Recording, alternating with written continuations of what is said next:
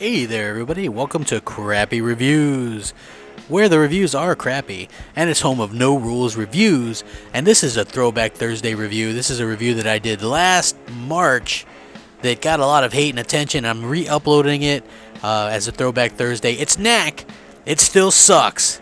It's still one of the worst PlayStation 4 games, but they're all pretty bad. But enjoy the review.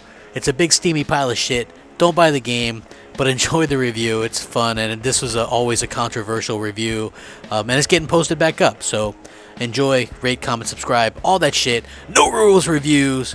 Rack 'em up. Hey there everyone, and welcome to Crappy Reviews, where the games aren't always crappy, but the reviews usually are. I'm the Crapgamer with you as always. Thanks for taking time out to check out one of my reviews. If you like this review, make sure to check out the hundreds of other reviews I have, as well as all the other great gaming related content. You get all the games, no beef, no drama here on Crappy Reviews. That's my personal promise to my subscribers. So relax, it's just games here. Today, I'm reviewing Knack for the PlayStation 4. Yes, the launch title, platform game, whose game director is actually Mark Cerny, the man responsible for crafting the PlayStation 4 itself. Now, if you guys didn't know, I'm a big platformer fan. It basically all started for me back in the day on the NES, Super Nintendo, and Genesis.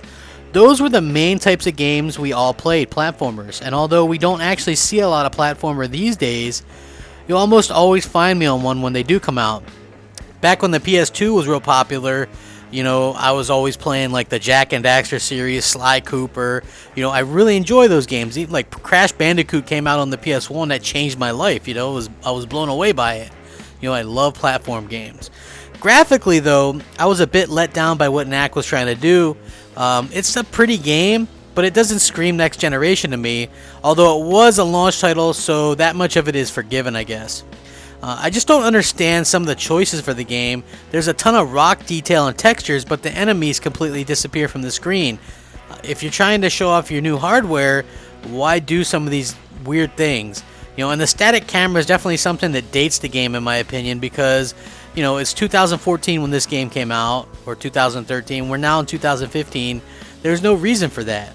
You know what I mean?